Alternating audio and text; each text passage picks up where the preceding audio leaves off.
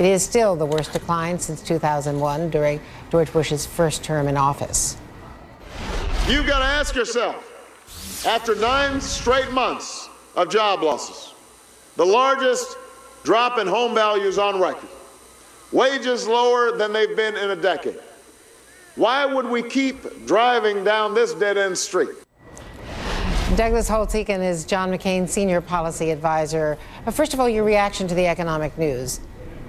Well, obviously, this is a confirmation of what anyone who's out on the ground understands. The U.S. economy is contracting, and there's going to be further job loss, and American families are suffering.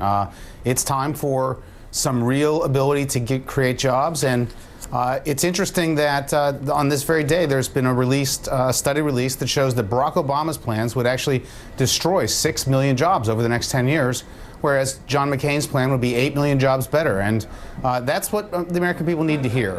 They don't need gauzy infomercials, which, you know, as the AP said, are less than truthful about the budgetary implications of Barack Obama.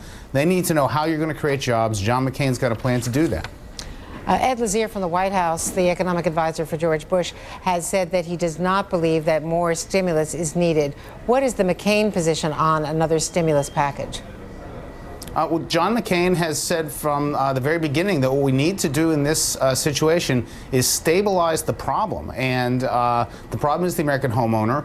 Unlike the Bush administration and the Obama campaign that want to throw money just into Wall Street banks, John McCain thinks that if we can keep people in their homes, stop the downward spiral in housing prices, give them a mortgage that allows them to pay their other bills, their groceries and their gasoline, you'll stabilize the economy and be able to do this in a sensible fashion.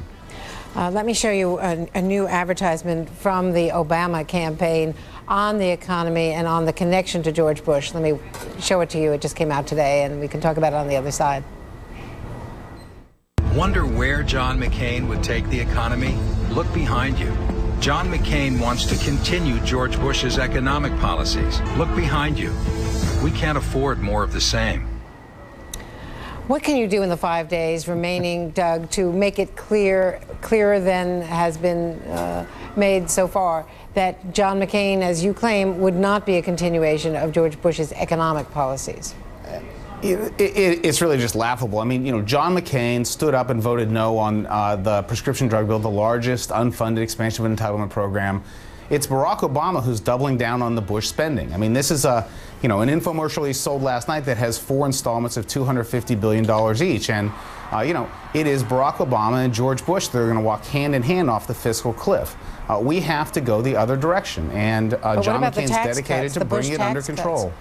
Continuing the Bush tax cuts, I mean, isn't that why McCain is identified with George Bush?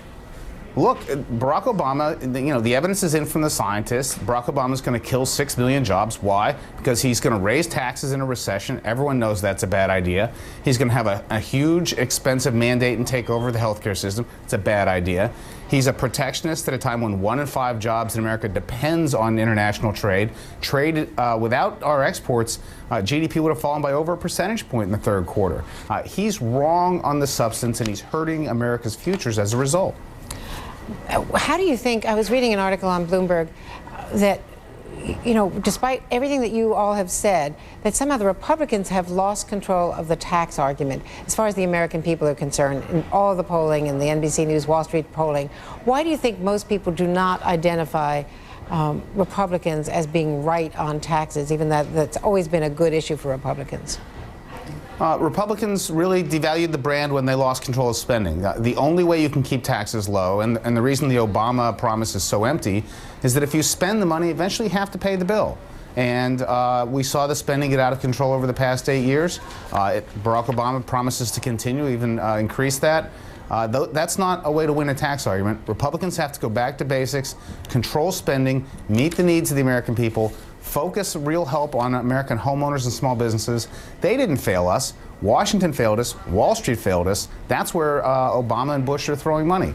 Let's put the scarce taxpayer dollars where they're needed and restore the faith of the American people in the Republican brand.